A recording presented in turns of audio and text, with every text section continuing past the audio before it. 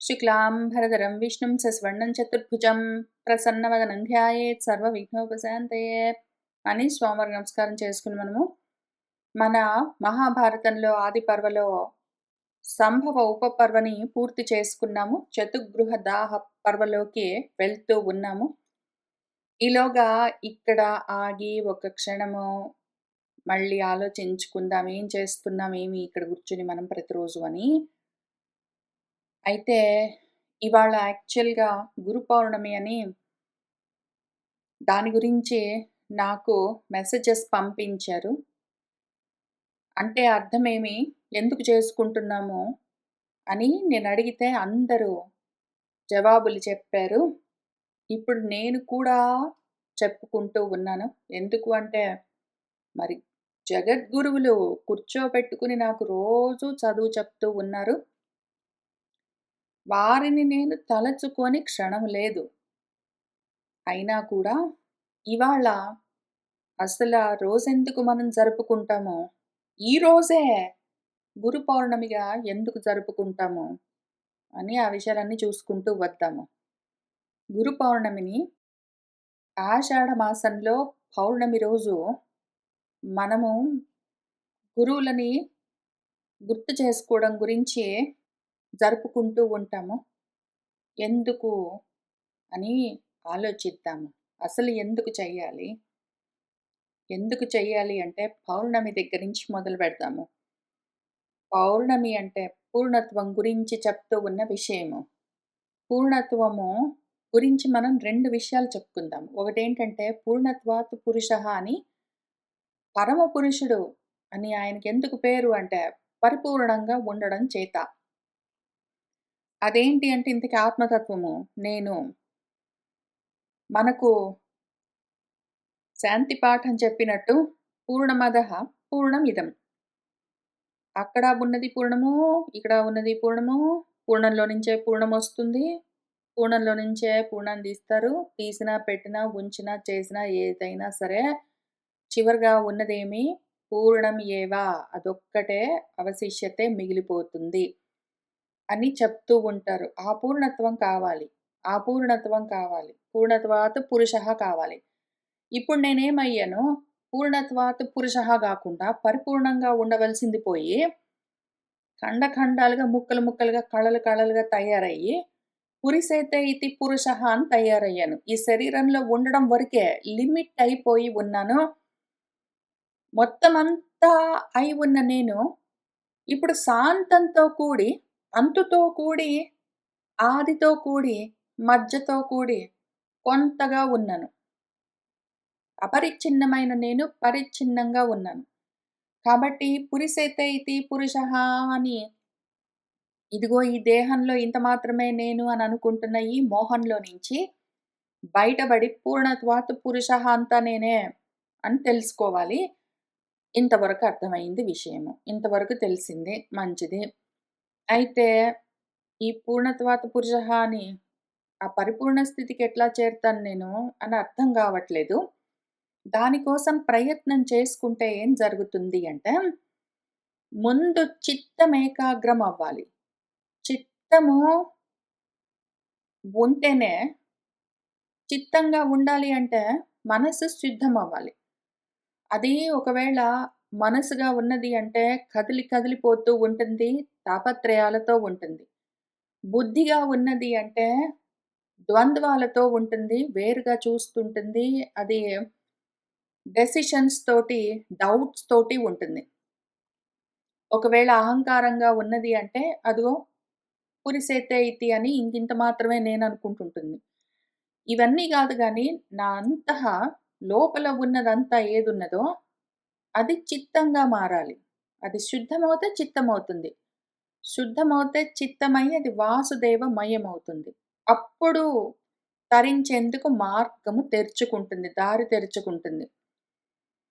దాన్ని చైత్రమని పిలుస్తారు. చిత్తము తరింపచేసేందుకు సిద్ధమవ్వడము చిత్ర. నక్షత్రము ఇవన్నీ నక్షత్రాలుగా ఉంటాయి. నక్షత్రాలంటే జ్యోతులు, దీపాలనర్థం. అవి దారి చూపిస్తూ ఉంటాయి. మనకు పురిసేతే ఇతి పురుషః గాదు. జీవాత్మగా ఉండడము, జీవభావంతో ఉండడం నాకిష్టం లేదు. పూర్ణత్వాత్ పురుషః అని బ్రహ్మభావనతో ఉండాలి నేను. ఆత్మగా నాకు నేను తెలియాలి అని అనుకున్నప్పుడు, ముందు చిత్తాన్ని బాగు చేసుకోవాలి. ఆ తర్వాత అయితే చిత్తం దాకా చిత్తము శుద్ధమై ఉన్నది అది జ్ఞానానికి సమాయత్తమయింది కానీ, దానికేంటో మరింకా అనుమానాలున్నాయి, సంశయాలున్నాయి. 2 దారులున్నాయని జెప్తారు. కర్మ మార్గం అంటారు, జ్ఞాన మార్గం అంటారు. ఇదా? అదా? అని దానికి అనుమానాలు బయలుదేరతాయి. ఆ అనుమానాలను తొలగించుకోవలసి వస్తుంది. కాబట్టి మన మనసేమైందిప్పుడు 2 శాఖలుగా కర్మ, జ్ఞాన మార్గాలుగా విడిపోయింది. ఇందులో ఏ మార్గం పట్టుకుంటే ఆ జ్యేష్ఠరాజం బ్రహ్మణః అని ఎక్కడో మనకు వేదాల్లో ఎప్పుడో చెప్పిన విషయం ఒకటున్నది. అన్నింటికన్నా జ్యేష్ఠము, అన్నింటికన్నా శ్రేష్టము, అన్నింటికన్నా బృంహణము, అన్నింటికన్నా బ్రహ్మమై ఉన్నదొక పరబ్రహ్మము. అది తెలియాలంటే ఈ మార్గాల్లో ఏది పట్టుకుంటే అక్కడికెళ్తామో తెలీదు. తెలియట్లేదు. తెలుస్తున్నట్టే అనిపిస్తుంది. కానీ అనుమానాలున్నాయి. సొంతంగా ప్రయత్నం ఇంతవరకు చేసుకున్నాము. కావాలంటే చిత్తశుద్ధి వరకు ప్రయత్నం చేశాము. చిత్తాన్ని సమాయత్తం చేశాము. చాలా మార్గాలు, అనేకమైన మార్గాలని అనుకోవట్లేదు. ఇంతకుముందు ఏ మార్గమైనా సరే భగవంతుడిని చేరడానికి అన్న అజ్ఞానంలో ఉన్న నేను, తర్వాత ఇన్ని గాదు, చతుర్విధ పురుషార్థ ఫలము సాధిస్తే ఆ 4 మార్గాల్లో వెళ్ళిపోవచ్చనుకున్నాను కాదు. ఆ తర్వాత 2 మార్గాలున్నాయని తెలిసింది. ఇప్పుడు ఏ మార్గం పట్టుకోవాలో అర్థం గావట్లేదు. కర్మ మార్గం పట్టుకుంటే గూడా నువ్వు ఆత్మను చేరిపోవచ్చు, బ్రహ్మం చేరిపోవచ్చు అనే అనిపిస్తుంది ఒక్కొక్కసారి. ఒక్కొక్కసారేమో జ్ఞానం లేకపోతే ఊరికే కర్మ పట్టుకుంటే ఉపయోగం లేదనిపిస్తుంది. అందుకని దీని గురించి చెప్పగలిగిన వాడెవడున్నాడు? నాకు ఆ జ్యేష్ఠ పదవిని చూపించగలిగిన వాడెవడున్నాడు అని ఆలోచన మొదలవుతే అప్పుడు గురువు గురించిన ఆలోచన కలుగుతుంది. ఎప్పుడు కలుగుతుంది? ఈ ఆషాఢము కావాలి. ఆషాఢం అంటే అజేయం అని అర్థము. అన్నింటిని జయించాలి. ఆత్మను సాధించాలి. అక్కడి దాకా వెళ్ళడానికి నాకు మార్గోపదేశం చేసేవాడెవడు అన్న ఆలోచన కలుగుతుంది.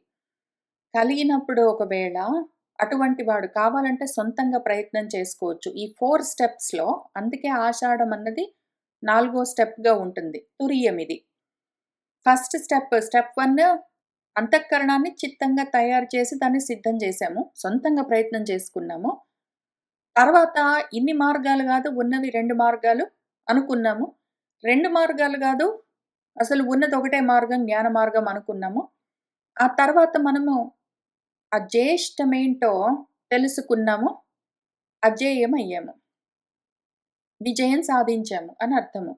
ఇక్కడికి వెళ్ళిపోవచ్చు. 4 స్టెప్ ప్రాసెస్‌లో ఇక్కడి నుంచి ఇక్కడికి వెళ్ళిపోవచ్చు. అయితే కానీ అనుమానాలు మిగిలాయనుకోండి. ఎక్కడివక్కడ ఏమి చేయాలో తెలియట్లేదంటే ఈ ఆషాఢం దగ్గర. చిత్తము సిద్ధమై ఉన్నది. మార్గాలు కొన్ని ఉన్నాయని అనిపిస్తున్నది. శాఖలుగా ఉన్నవి రకరకాలుగా ఉన్నాయని అనిపిస్తున్నాయి. ఆ జ్యేష్ఠం తెలియాలి. నాకు అజేయం కలగాలి. నేను అజేయుడినవ్వాలి. దీన్ని మొత్తాన్ని సాధించాలి. ఏం చెయ్యాలి అని ఆలోచించినప్పుడు, దానికోసం మార్గాన్ని చూపించే గురువు కావాలి అని మొట్టమొదటిసారి మనస్సు ఇప్పుడు ఈ స్థితికొచ్చినప్పుడు, మనం సొంతంగా అటువంటి స్థితికి చేరుకుంటే వెళ్ళిపోతాము. రాలేదు అంటే గురువుని వెతుక్కోవడం మొదలుబెడతాం. అది ఇక్కడ ఈ స్టేట్‌లో మొదలుబెడతాము. మళ్ళీ 2 ఒక స్టేట్ కాదు. ఆల్రెడీ వాడు యోగారూఢ స్థితికి వెళ్ళి ఉంటే, ఆ యోగారూఢ స్థితిలో ఉన్నవాడు వాడు వెళ్ళిపోతాడు. యోగారూఢ స్థితికి వెళ్ళలేదు వాడు. ఆరురుక్షుడు. అటువంటి వాడు ఈ స్టెప్ దగ్గర గురువుని వెతుక్కోవడం మొదలుపెడతాడు. ఒక గురువుని చూసుకుంటాడు. ఎటువంటి గురువు కావాలి అంటే, ఆ గురువు పూర్ణత్వం గురించి చెప్పగలిగిన వాడయి ఉండాలి.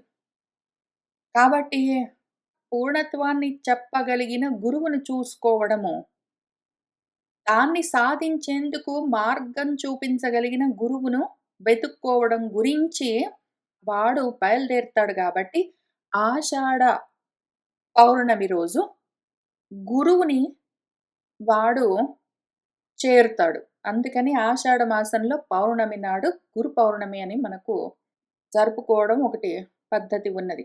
అందుకని. అర్థమది. ఇది ఎప్పుడు అంటే, మనము క్యాలెండర్‌లో చూసే నెలలు గాదు. ఎప్పుడు మనసుకి ఆ స్థితి కలుగుతుందో ఎందుకంటే, ఈ చిత్తము, విశాఖము, జ్యేష్టం, ఆషాఢం ఇవన్నీ నక్షత్రాలుగా చెప్తున్నవేవున్నాయో అవన్నీ మనసులోని జ్యోతులు. మనసులో దీపం దీపం ఒక్కొక్క దగ్గర నుంచి ఒక్కొక్క చోటికి నెక్స్ట్ స్టెప్‌కి తీసుకొని వెళ్తూ ఉంటుంది. ఈ స్థితికి ఎప్పుడొస్తామో అప్పుడు ఆ మార్గం కనిపిస్తుంది. గురువు కనిపిస్తాడు. మళ్ళీ గురువులు 2 రకాలుగా ఉంటారు. కొంతమంది గురువులు మనకు కనిపిస్తూ ఉంటారు. మన చుట్టూ వాళ్ళు గూడా దేహాలతో తిరుగుతూ ఉంటారు. మనతో మాట్లాడుతూ ఉంటారు. మనం ప్రశ్నలడిగితే చెప్తారు. మనకు ఉపదేశం చేస్తారు. ఆ రకంగా ఉంటారు. వాళ్ళు వాక్కులతో, మాటలతో ఉపదేశం చేస్తారు. మళ్ళీ మాటలతోటే ఉపదేశం చేసే గురువులు కళ్ళకు కనపడరు. వాళ్ళు దేహాలతో ఇప్పుడు మనతో పాటు సాంప్రతంలోకే ఉండరు. వాళ్ళు ఇంతకు ముందు ఎప్పుడో ఉంటారు. లేదా ఇంకెక్కడో ఉంటారు. వాళ్ళు పుస్తకాల్లో రాసి పెడతారు శాస్త్రాల్లో వాటిలో. వాటిని చదువుకుంటాము. ఆ రకంగా కూడా అవి కూడా వాక్కులే. వేదాలు భగవంతుడే స్వయంగా మనకిచ్చినవి. అవి కూడా వాక్కులే. ఈ వేదాలన్న వాక్కులో లేదా పెద్దలు మనకు రాసిచ్చిన గ్రంథాల్లోని వాక్కులో లేదా యాక్చువల్‌గా పెద్దలు మన చుట్టూ ఉండి మనకు ఉపదేశం చేస్తూ ఉన్నవాళ్ళు వాళ్ళ వాక్కులో ఇవన్నీ వాక్ పరంగా మనకు చేరే ఉపదేశాలు. వీళ్ళందరూ గురువులు. కాక ఇంకొక రకము గురుత్వం కూడా మనకు తెలుస్తూ ఉంటుంది. మన మనస్సులో భావనలు కదులుతూ ఉంటాయి. ఏవైతే మనసులో భావనలుగా, ఆలోచనలుగా కలుగుతూ ఉంటాయో, కదులుతూ ఉంటాయో, ఆ కదులుతూ, కలుగుతూ, తెలుస్తూ ఉన్న ఆలోచనలు మళ్ళీ నా స్వరూపమే అని చెప్తారు భగవంతుడు.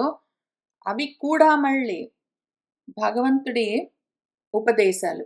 అవి భావనలుగా ఉంటాయి. మనసులో తెలుస్తూ ఉంటాయి. వాటికి వాక్కులేముండవు. మనసుకి ఆ అనుభూతి తెలుస్తూ ఉంటుంది.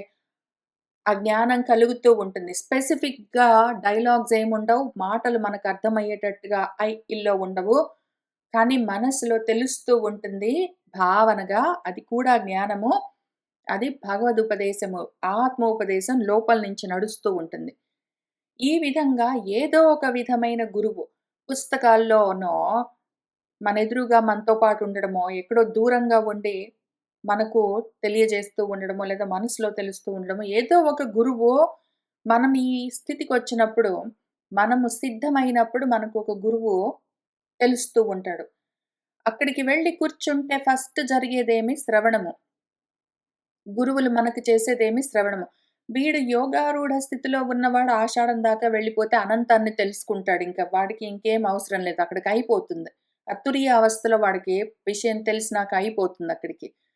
అటువంటి స్థితి వాడికి లేదు గాబట్టి, ఒకవేళ లేనివాడెవడైనా ఉంటే వాడికి గురువుని పట్టుకోవడం ఇక్కడ జరుగుతుంది. ఆ తర్వాత వాడు శ్రవణము, వినడము మొదలుపెడతాడు. గురువు ఉపదేశము వాడికి కలుగుతూ ఉంటుంది. దాంతో భద్రపదమేంటో తెలుస్తూ ఉంటుంది. భద్రమైన మార్గము. ఏ మార్గంలో వెళ్తే ఆ భద్రాన్ని నేను తెలుసుకోగలను. భద్రత కలుగుతుంది, అభయం కలుగుతుంది అని తెలుస్తూ ఉంటుంది. దానికి కావలసిందేమి అంటే, ఇంద్రియాలన్నింటినీ యుంజనం చేయడము, వాటిని నియమించడము. ఆ తర్వాత అసలు కర్త ఎవరు దీనంతటికి? కర్త ఎవరు? కర్త నుంచొచ్చింది కార్తీకం. ఆ కర్త ఎవరు అని తెలుస్తూ ఉంటుంది. ఇంతవరకు అజ్ఞానంతో ఉండి అన్నింటికి నేనే కర్త అనుకుంటూ కర్తృత్వంతోటి ఉంటాము. కానీ ఇప్పుడు తెలుస్తూ ఉంటుంది. వీటికి కర్త ఎవరు? ముందు ఇనీషియల్‌గా నేను గాదు, భగవంతుడే అన్నింటికి మూల కారణం అని చెప్పుకుంటాము. తర్వాత భగవంతుడు, నేను వేరు గాదని చెప్తూ ఉన్నారు కాబట్టి, ఎందుకు మరి ఇదంతా నడుస్తూ ఉంటుందంటే అదో ప్రకృతి స్వభావం వల్ల, కాలకర్మ స్వభావాల వల్ల కర్మలు నడుస్తూ ఉంటాయని తెలుస్తూ ఉంటుంది. కాబట్టి ఈ కాలకర్మ స్వభావాలు ఏవో చేసుకుంటూ ఉంటాయి పోనీ అనుకోని వాటిని పట్టించుకోకుండా వీడు ఆ మార్గాన్ని వెతుకుతూ బయలుదేరుతాడు. ఆత్మ మార్గాన్ని ఆ తల్లకిందులుగా ఉన్న అశ్వత్థ వృక్షం అని ఒకటుంది. దాని మూలమేంటి అని సంసార వృక్షానికి మూలమేంటని వెతుకుతూ, వెతుకుతూ బయలుదేరుతాడు వాడు. ఆ విధంగా బయలుదేరిన వాడికి అపూషన్, ఈ పూషన్ అనే మళ్ళీ మనము సూర్యుడి గురించి చెప్పుకుంటూ ఉంటాము. సూర్యమండలాంతర్గతమైన పురుషుడెవరున్నాడో అని మనకు వేదాల్లో చెప్తూ ఉన్నది పూషన్ అని పిలుస్తూ, ఎవరి వల్ల ఇదంతా పుష్టిగా వృద్ధి చెందుతూ ఉన్నదో అని దాని అర్థం. ఇదంతా ఎక్కడి నుంచొచ్చిందో మొత్తం సర్వం జగత్ యత్కించ జగత్యాం జగత్తంతా ఎక్కడి నుంచి వచ్చిందో తతమయ్యి దాన్ని పూరిస్తున్నదెవరింతకీ? నేను పురిసేతే ఇతి పురుషః అనుకుంటే ఈ పురంలో మాత్రముండి ఇంత మాత్రం అనుకుంటున్నాను. కాదు. వీటన్నింటిని పూరిస్తున్నదెవరు? ఎవరైతే వీటన్నింటిని నింపుతూ ఉన్నాడో నేను రెండే 2 చెప్పుకుంటొచ్చాను. పురిసేతే ఇతి పురుషః అని పూర్ణత్వాత్ పురుషః అని. పూర్ణంగా ఉండడం చేత పురుషుడు. పురిలో ఉన్నందుకు పురుషుడు అని కాక పురిలో ఉండి నింపుతూ ఉన్నవాడున్నాడు. అజ్ఞానంతో నిండి ఉన్న ఈ పురిని జ్ఞానంతో నింపుతూ ఉన్నవాడు పూషన్. పుష్టి చేస్తూ ఉన్నవాడు. జ్ఞానంతో వృద్ధి పొందింపచేస్తూ ఉన్నవాడు. అంతటా ఉన్నవాడు ఒకడున్నాడు. జ్ఞాన స్వరూపం అని తెలుస్తూ ఉంటుంది.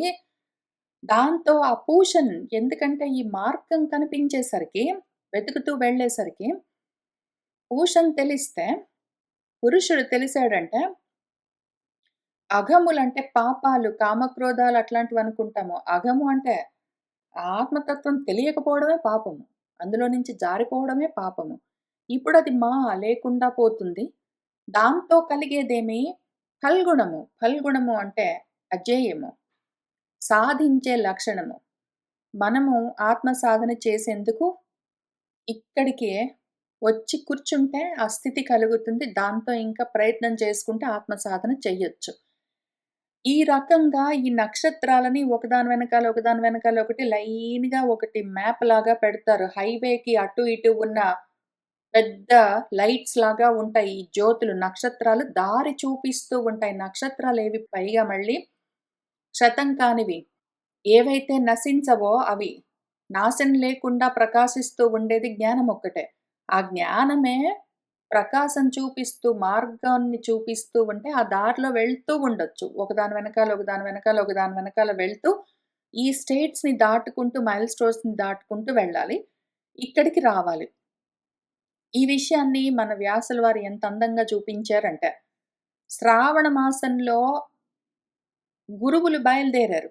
ఆషాఢ మాసంలో వీడు పాపము గురువు కావాలి అని కోరుకోగానే, వెంటనే గురువుగారు బయలుదేరుతారు. ఏదో ఒక రూపంలో వీడికి ఏ విధంగా కావాలంటే ఆ విధంగా. వీడికి యాక్చువల్‌గా గురువు పక్కనే ఉండి పలకరిస్తూ, మాట్లాడుతూ విద్యా ఉపదేశం చెయ్యాలి అంటే అట్లా. లేదా పుస్తకాలతో చదువుకొని అర్థం చేసుకోగలిగితే అట్లా. మనస్సులోనే విని అర్థం చేసుకోగలిగితే అట్లా. ఏ విధంగా అయితే ఆ విధంగా వాళ్ళకు గురువులు దొరుకుతారు. ఒకళ్ళు గాని, ఎక్కువ గాని.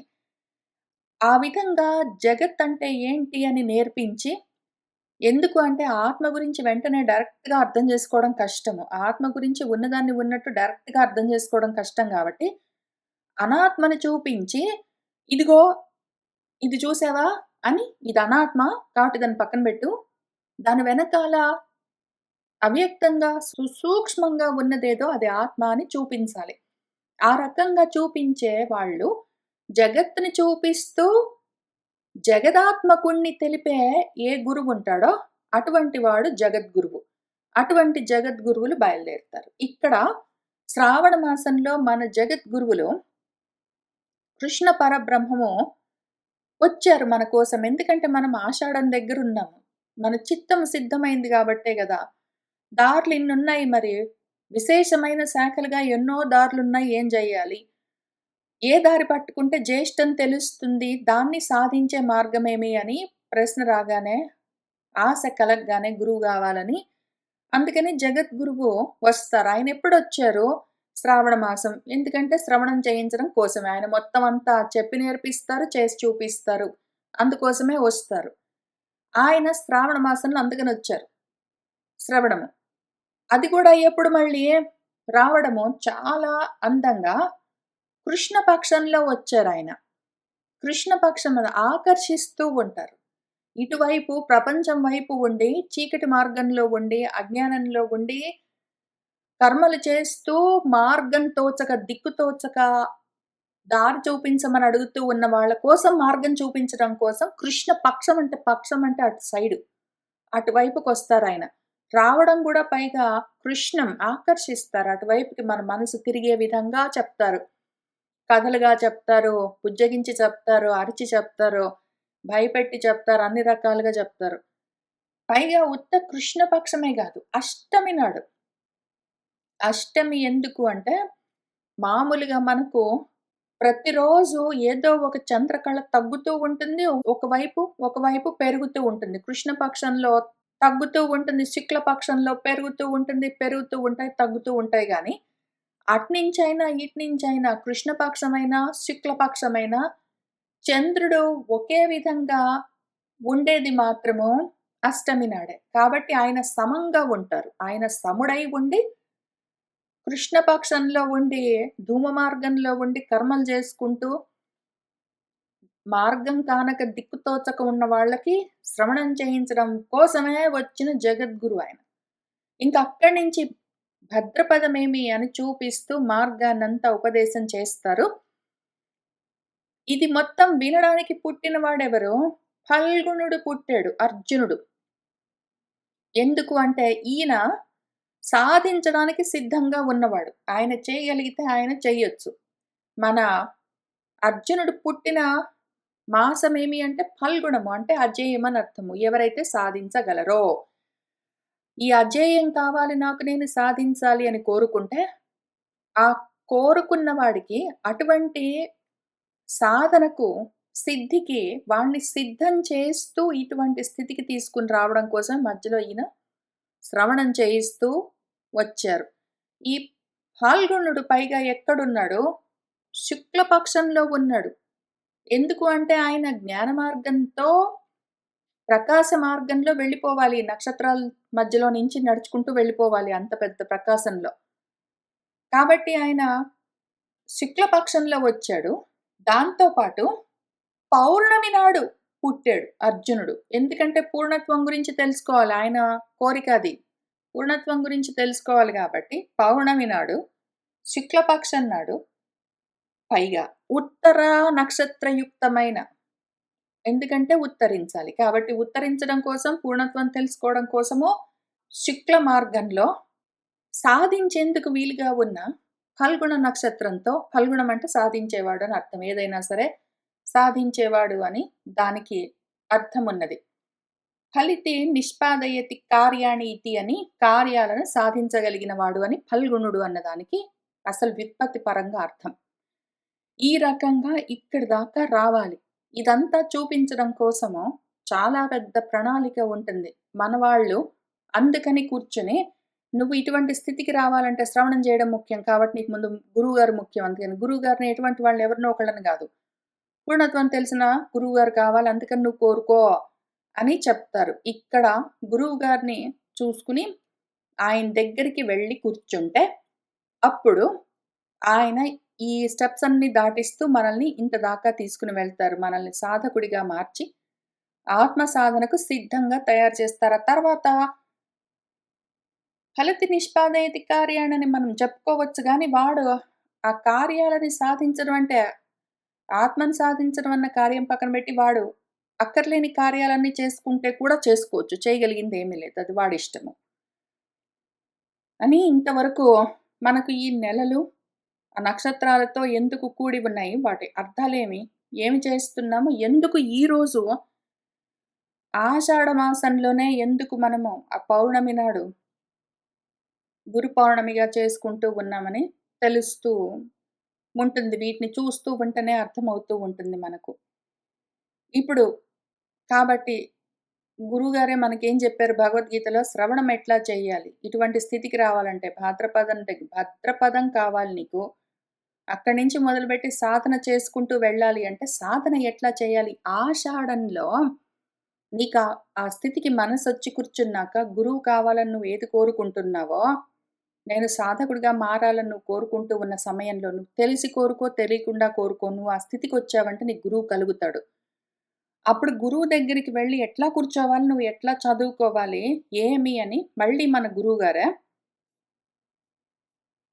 ఇక్కడ జ్ఞాన కర్మ సన్యాస యోగం అని 4 అధ్యాయంలో చాలా నియమాలు చెప్తూ, ఇదిగో తత్వదర్శనం కలిగిన జ్ఞానులుంటారు.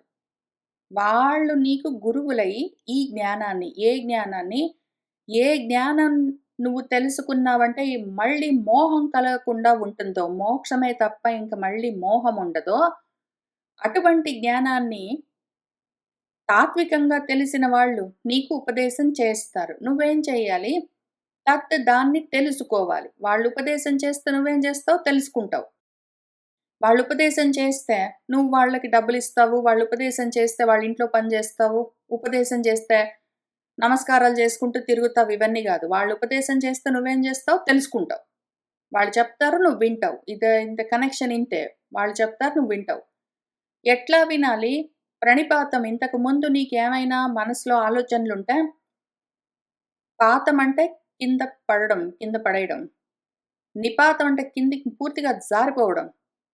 ప్రకృష్టంగా పూర్తిగా కిందికి జారిపోవాలి. ఇంతకన్నా ముందు నీకేమైనా ఐడియాస్ ఉంటే, ప్రీ కన్సీవ్డ్ నోషన్స్ ఉంటే, ఇంతకుముందు నీకేమైనా తెలిసినట్టుగా అనిపించినవుంటే, అయితే దానికి మన గురువులు విషయం చెప్తూ ఉంటే, అంతకన్నా ముందు నేననుకున్నవి వేరే మార్గంలో వెళ్తూ ఉన్నాయని చూసుకొని వీటిని వదిలిపెట్టడానికి సిద్ధంగా ఉండి, వాటిని వదిలేస్తూ తర్వాత మళ్ళీ నెక్స్ట్ క్వెషన్స్ అడుగుతూ, క్లారిఫై చేసుకుంటూ, శ్రద్ధగా సేవిస్తూ, అంటే విషయాన్ని గ్రహిస్తూ నువ్వు తెలుసుకోవలసి ఉంటుంది అని చెప్తున్నారు. ఎవరు చెప్తున్నది? ఇద్దరు జగద్గురువులు. ఈ జగత్తు గురించి చెప్తూ, ఆ జగత్తంతా నిండి ఉన్న జగదాత్మ గురించి తెలుసుకునేందుకు మార్గాన్ని ఉపదేశం చేస్తూ ఉన్నవాళ్ళు ఒకవైపు ఒక కృష్ణుడు, ఒకవైపు ఒక కృష్ణుడు.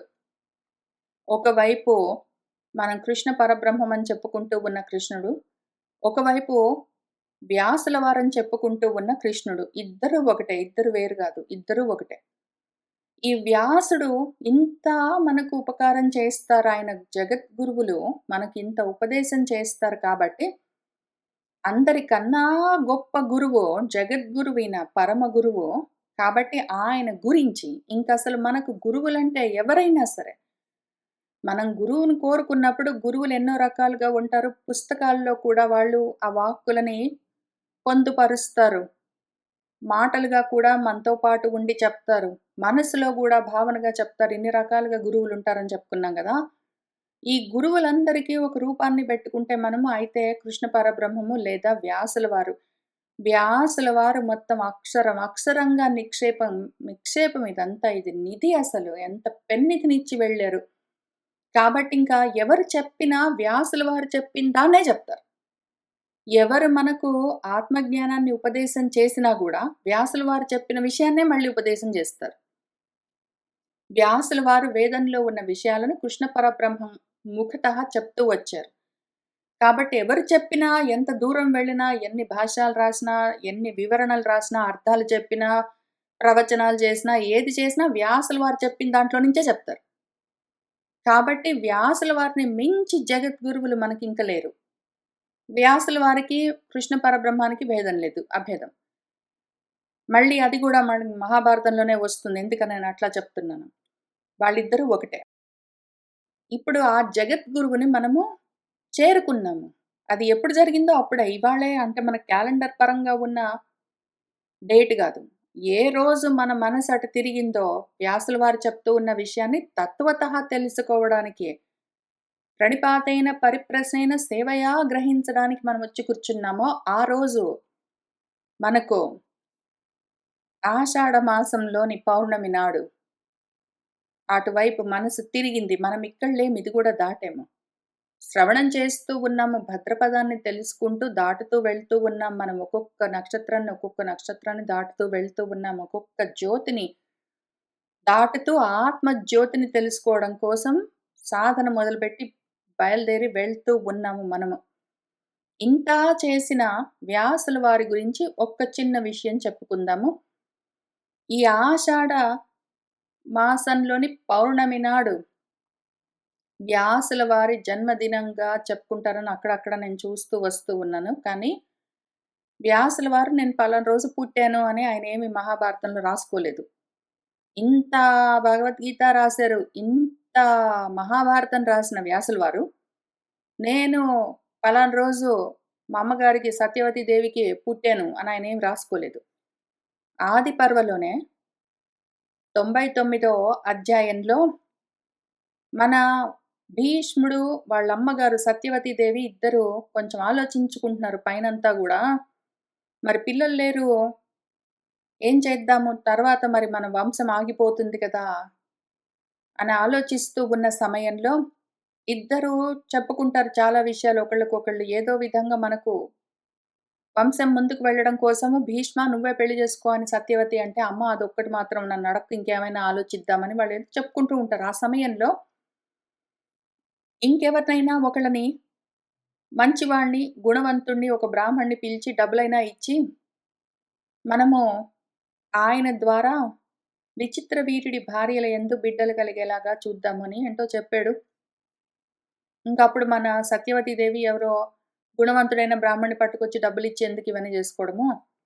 మనకే ఒక బుద్ధిమంతుడు తెలిసిన వాడున్నాడు అని ఆమె చెప్తూ వస్తూ మన సత్యవతి దేవి భీష్ముడికి అప్పుడు అనగనగా ఒకానొక సమయంలో ఏం జరిగిందంటే ఒక ఋషి నన్ను కోరుకున్నాడు. సరే ఆయన పరాశరుడని. తర్వాత ఆయన కోరిక తీరిన తర్వాత ఏమన్నాడంటే, "ఆ ద్వీపం పైన ఆ బిడ్డని కని అక్కడే వదిలిపెట్టి వెళ్ళిపో. ఇంక తర్వాత ఆ విషయం వదిలిపెట్టని" చెప్తాడు. ఏంటో జరుగుతుంది. ఆ పరాశరుడి యొక్క కొడుకు మనవాడు ద్వైపాయనుడు. ఎందుకు అంటే ఆ దిబ్బ మీద పుట్టాడు. ద్వీపం పైన పుట్టాడు గాబట్టి ద్వైపాయనుడు. సత్యవతికి జన్మించాడు గాబట్టి సాత్యవతేయుడు. పరాశరుడికి పుట్టాడు గాబట్టి పారాశర్యుడు. వేదాలని వ్యాసం జేశాడు గాబట్టి వేదవ్యాసుడు. నల్లగా ఉంటాడు గాబట్టి కృష్ణుడు. బదరికాశండంలో రేగుపళ్ళ చెట్లు ఎక్కువగా ఉన్న ప్రదేశంలో ఉన్నాడు గాబట్టి బాదరాయణుడు అని ఇంకిట్లాంటివన్నీ. అక్కడున్నాడు గాబట్టి బాదరాయణుడు, నల్లగున్నాడు గాబట్టి కృష్ణుడు, దిబ్బ మీద పుట్టాడు గాబట్టి ద్వైపాయనుడు, సత్యవతి కొడుకు గాబట్టి సాత్యవతేయుడు, పరాశరుడి కొడుకు గాబట్టి పారాశర్యుడు, వేదాల్ని వ్యాసం చేశాడు గాబట్టి వేదవ్యాసుడని ఆయన చేసిన వాటికి గుణాల వల్ల ఆయనకి నామాలే తప్ప, ఆయన ఎప్పుడు పుట్టాడో తెలీదు. ఆయనకసలు పేరు గూడా ఎవరు పెట్టలేదు. ఆ రకంగా ఉన్న గురువుగారు. నామరూపాలతో సంబంధం లేకుండా ఉండి, నామరూపాత్మకమైన ఈ మొత్తం జగత్తు గురించి ఆకళింపు జేసుకొని, ఆయనకర్థమైంది మొత్తము మనకు రాసిచ్చి వెళ్ళారు. ఇంక ఈయనను మించిన గురువులెక్కడా లేరు. ఆయనని ఇవాళ ఒక్కరోజే ఏదో క్యాలెండర్‌లో కనిపించిన పలానా రోజు ఆషాఢ మాసంలో పౌర్ణమి నాడు గురు పౌర్ణమి అని వ్యాసుల వారిని తలుచుకుని అని ఇంతా చేసుకోవాల్సిన అవసరం లేదు. మన అదృష్టం ఏంటంటే, వ్యాసుల వారిని గుర్తు చేసుకోని రోజు ఒకటి లేదు మనకి. మనం రామాయణం చెప్పుకుంటూ కూడా వ్యాసుల వారిని గుర్తు చేసుకుంటాము.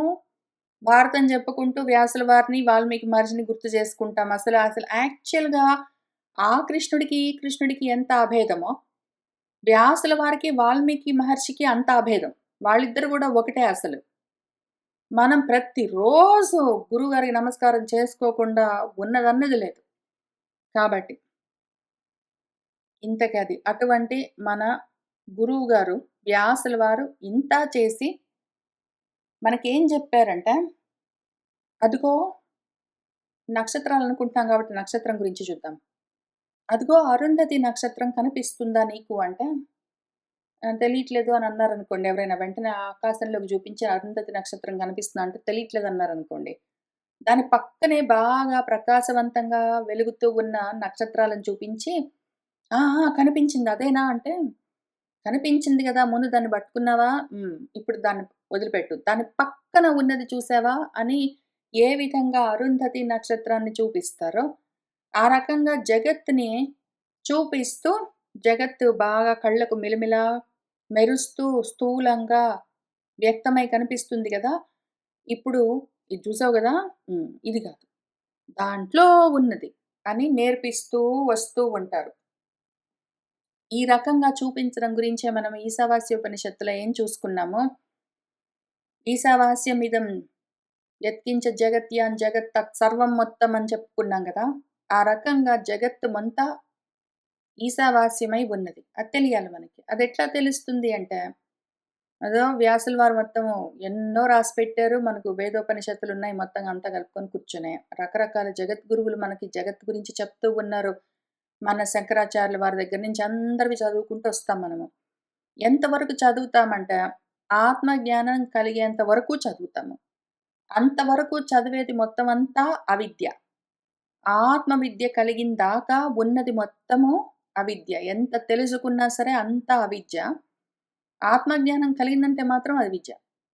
అట్లానే మనకు ఇహపరాలని ఎన్ని సాధించుకుని, ఎన్ని అనుభవాలు, ఎన్ని అనుభూతులను అనుకున్నా గూడా, ఆత్మానుభూతి, ఆత్మానుభవం కలిగిన దాకా అన్నీ అసతనుభూతులే.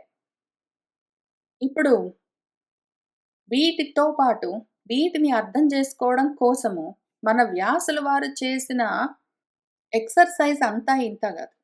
ఆయన ఎంత కత్తి మీద సాములాగా చేసుకుంటొచ్చారంటే, మనం ఇప్పుడు చెప్పుకున్నట్టు విద్య, అవిద్య అనుంటాయి. విద్య, అవిద్య అనుంటాయి. ఏవైతే ఆత్మ విద్య కాదో, ఆత్మను తెలపవో అంతవరకు అన్నీ అవిద్యలే. ఆత్మ ఎరుక కలిగిందంటే దేని వల్ల కలుగుతుందో అది విద్య. అట్లనే ఆత్మానుభూతి దేనివల్ల వస్తుందో అది మాత్రమే జ్ఞానము. మిగిలినవంతా అజ్ఞానం. దీన్ని తెలుసుకోవడం కోసము ధర్మాధర్మాల విచారణ చేస్తూ ఉంటారు భారతం నిండా మన వ్యాసుల వారు.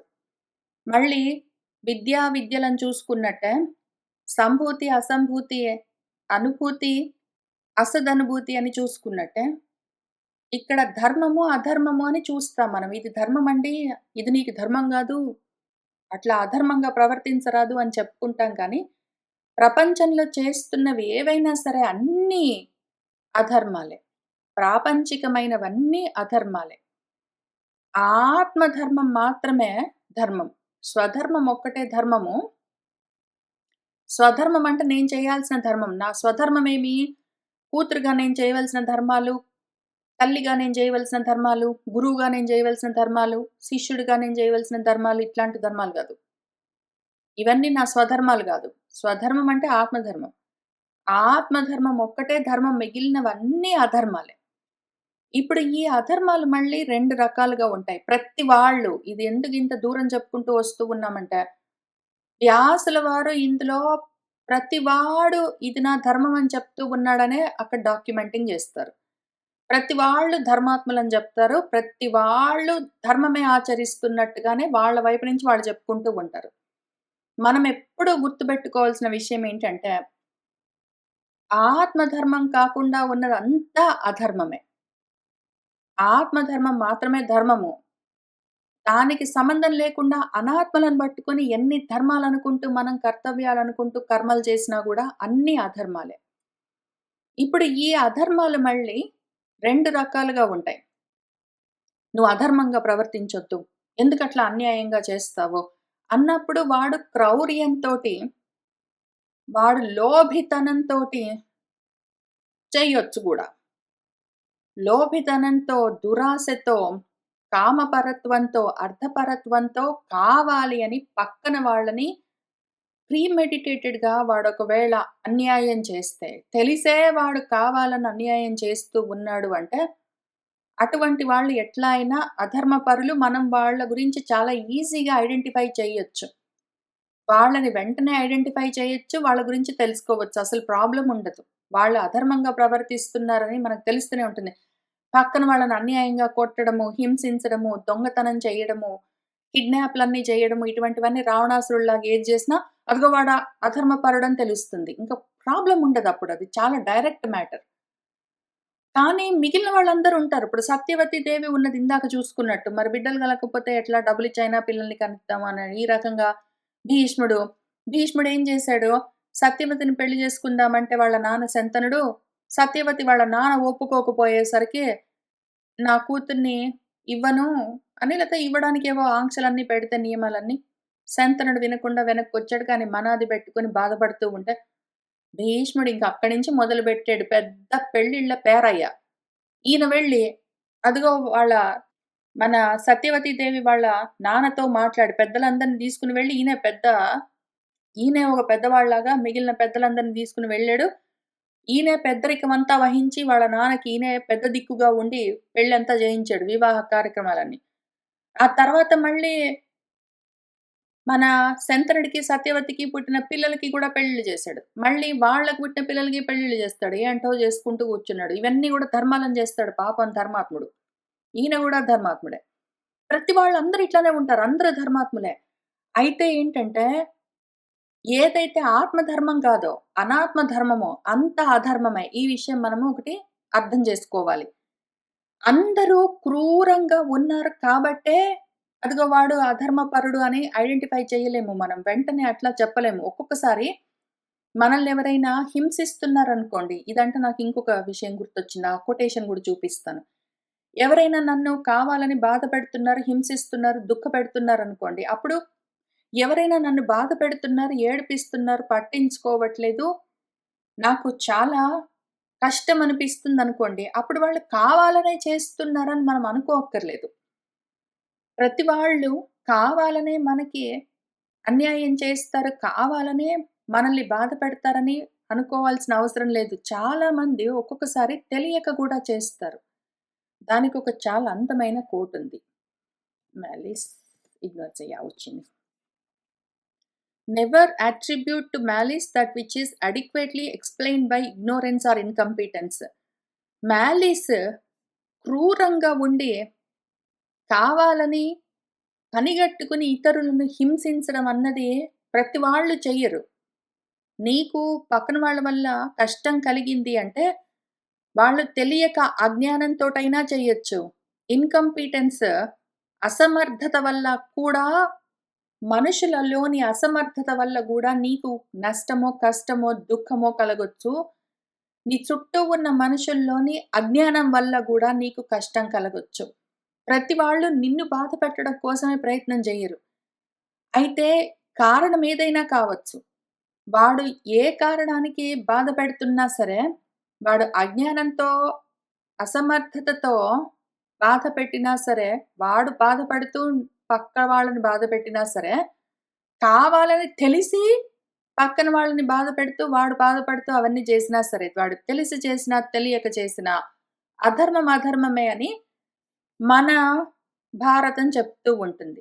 మామూలుగా బయట ప్రపంచంలో చాలామంది కావాలని చెయ్యరు. Intent is important. వాళ్ళు ఏ ఇంటెంట్ తోటి నిన్ను బాధ పెట్టారు? నువ్వు బాధపడ్డాననుకుంటున్నావు గదా! వాడు నిన్ను బాధ పెట్టాలన్న ఇంటెంట్ తోటి వాడేమి చేయలేదు. ఇంటెన్షన్ అది కాదు. వాడికి తెలియక అట్లా చేశాడు అంటే పోనీ అనుకుంటారు. మనకు రాజ్యాంగం ప్రకారము, చట్ట ప్రకారము, న్యాయస్థానాల ప్రకారం గూడా శిక్షలు పడకపోవచ్చు, తగ్గిపోవచ్చు, అవన్నీ జరగొచ్చు. ప్రపంచంలో అట్లా జరుగుతాయి. అయితే పరానికి సంబంధించినంత వరకు అంతా అధర్మమే. తెలిసి చేసినా, తెలియక చేసినా, అజ్ఞానంతో చేసిన, మూర్ఖత్వంతో, మూఢత్వంతో చేసిన, వాడు కోరుకుని చేసిన, లేదా చేతగానితనంతో అయినా, ఏదైనా సరే వాడిని హింసించుకుని పక్కన వాళ్ళని హింసించడం అంటే అది అధర్మంతో సమానం. ఈయన మన భీష్ముడు తన తమ్ముళ్ళకి పెళ్ళిళ్ళు చేయాలని అంబిక, అంబాలికలను ఎత్తుకుని రావడము ధర్మమని ఆయనకనిపించొచ్చు. కానీ తెలిసి చేసినా, తెలియక చేసినా, మంచి ఇంటెంట్స్ తోటి చేసినా, చెడు ఇంటెంట్స్ తోటి చేసినా కూడా అధర్మం అధర్మమే. కాబట్టి విద్యలు రెండూ అవిద్యే. ఆత్మ విద్య కానంత వరకు. ఇహపరాల అనుభవాలన్నీ అక్కర్లేని అసత్ అనుభవాలే. ఆత్మానుభవం కలగనంత వరకు అని చెప్పుకున్నట్టే, ప్రపంచంలోని ధర్మ, అధర్మాలన్నీ అధర్మాలే. ఆత్మధర్మం కానంత వరకు. ఆత్మ నుంచి జారిపోయిన తర్వాత అనాత్మలను పట్టుకుని ఎన్ని ధర్మాలు చేసినా అన్నీ అధర్మాలే. ఈ విషయం గురించే చెప్పడం కోసం ఎన్ని రకాల ధర్మాల గురించి ఎక్స్‌ప్లెయిన్ చేస్తూ ఉంటారు. ఎన్ని వందల కథల్లో, ఎన్ని వేల క్యారెక్టర్స్‌లో చెప్తూ ఉంటారో మన వ్యాసుల వారు. అది చూసుకుంటూ వెళ్దాము. ఇవాళ చతుర్గృహ దాహ పర్వ గురించి చదువుకోబోతున్నాం. మొదలుపెట్టుకోబోతూ ఉన్నాము. అప్పుడేం జరిగిందంటే, కాబట్టి మన బీభత్సు అందరినీ భయపెట్టే ఇచ్చ కలిగిన వాడు, అదిగో పరమాస్త్రాలన్నీ సాధించాడు గురుగారు ద్రోణుల వారి దగ్గర నుంచి మన అర్జునుడు. ఇంకా ఆయన్ని మించిన ధనుర్ధరుడు లోకంలోనే ఇంక ఉండడో అని గురువుగారు గూడా మళ్ళీ మళ్ళీ జెప్పారు. అక్కడున్నాము. ఏకలవ్యుడు వేలు తీసేసొచ్చి వీళ్ళు ఒకళ్ళనొకళ్ళు బ్యాక్ ప్యాటింగ్ జేసుకుంటున్నారు. ఇంకా తర్వాత ఏం జరిగిందో చూసుకుందాము. కృతాస్త్రాన్ దార్తరాష్ట్రాంశ్చ పాండుపుత్రాంశ్చ భారత దృష్ట్వా ద్రోణః అబ్రవీత్ రాజన్ ధృతరాష్ట్రం జనేశ్వరం. ఓ రాజన్, జనమేజయ మహారాజా, ఇంకప్పుడు ఓ భారత, జనమేజయ, మన వాళ్ళందరూ పాండుపుత్రులు, దార్తరాష్ట్రులు, ధృతరాష్ట్రుడి కొడుకులు, పాండురాజు కొడుకులు అందరూ కృతాస్త్రులయ్యారు. అస్త్ర విద్యలన్నీ నేర్చుకున్నారు. ఇంకా అది చూసి దృష్ట్వా మన ద్రోణుడు ధృతరాష్ట్రుడితో, ఆ జనేశ్వరుడు రాజుగారితో ఈ విధంగా అబ్రవీత్, మన వాళ్ళందరూ పాండవులు, కౌరవులందరూ అస్త్ర విద్యలన్నీ అభ్యాసం చేశారు మన ద్రోణాచార్యుల వారి దగ్గర. ఇంకప్పుడు వాళ్ళందరూ నేర్చుకోవలసినవన్నీ నేర్చుకున్నారు అని చూసుకున్నాక ఫైనల్ ఎగ్జామ్ పెట్టి వాళ్ళని పాస్ చేయడం కోసము గ్రాడ్యుయేషన్ సెరమనీ లాగా ఒకటి ఏర్పాటు చేయడం కోసము ధృతరాష్ట్రుడితో అంటూ ఉన్నాడు. ఎక్కడ అంటే మొత్తం వాళ్ళందరూ సభలో ఉన్నారు. ఆ రాజసభలో ధృతరాష్ట్రుడితో చెప్తూ ఉన్నారు. ఆ సభలో ఎవరెవరున్నారు అంటే, కృపస్య సోమదత్తస్య బాహ్లీకస్య చ ధీమతః గాంగేయస్య చ సాన్నిధ్యే వ్యాసస్య విదురస్య చ. వీళ్ళందరూ అక్కడ కూర్చునున్నారు. ఆ సభలో కృపాచార్యుడు, సోమదత్తుడు, బాహ్లీకుడు ఆ బుద్ధిమంతుడు, గాంగేయుడు గంగాతనయుడు మన భీష్ముడు, వ్యాసుల వారు, విదురుడు, వీళ్ళందరూ అక్కడ ఉండగా, మన ద్రోణుడు, పిల్లలందరూ, రాకుమారులందరూ అస్త్ర విద్యలను అభ్యాసం చేశారు అని చెప్తూ మన ధృతరాష్ట్రుడితో ఏమంటున్నాడంటే, రాజన్, సంప్రాప్త విద్యాః తే కుమారాః కురుసత్తమ తే దర్శయేయుః స్వాం శిక్షాం రాజన్ అనుమతే తవ. ఓ కురుసత్తమ, కౌరవుల్లో ఉత్తముడా, ఓ రాజా, ధృతరాష్ట్ర మహారాజా, ఓ రాజన్, తే కుమారాః, నీ కుమారులందరూ, రాకుమారులందరూ సంప్రాప్త విద్యాః, విద్యాభ్యాసం పూర్తి చేశారు. తవ అనుమతే, నువ్వు అనుమతిస్తే, స్వాం శిక్షాం, వాళ్ళేం నేర్చుకున్నారో దాన్ని తే నీకు దర్శయేయుః, ప్రదర్శించి చూపిస్తారు. రాకుమారులందరూ విద్యాభ్యాసం పూర్తి చేశారు. వాళ్ళు ఏమి నేర్చుకున్నారో నువ్వు అనుమతిస్తే నీకు ప్రదర్శిస్తారు అని చెప్పాడు. తతః అబ్రవీత్ మహారాజः ప్రహృష్టేన అంతరాత్మనా, భారద్వాజా మహత్కర్మ కృతం తే ద్విజోత్తమ, మహత్కర్మ కృతం తే ద్విజసత్తమ, యదా తు మన్యసే కాలం యస్మిన్ దేశే యథా యథా తథా తథా విధానాయ స్వయం ఆజ్ఞాపయస్వ మాం. స్పృహయామి అద్య నిర్వేదాత్ పురుషాణాం సచక్షుషాం అస్త్రహేతోః పరాక్రాంతాన్ ఏ మే ద్రక్ష్యంతి పుత్రకాన్.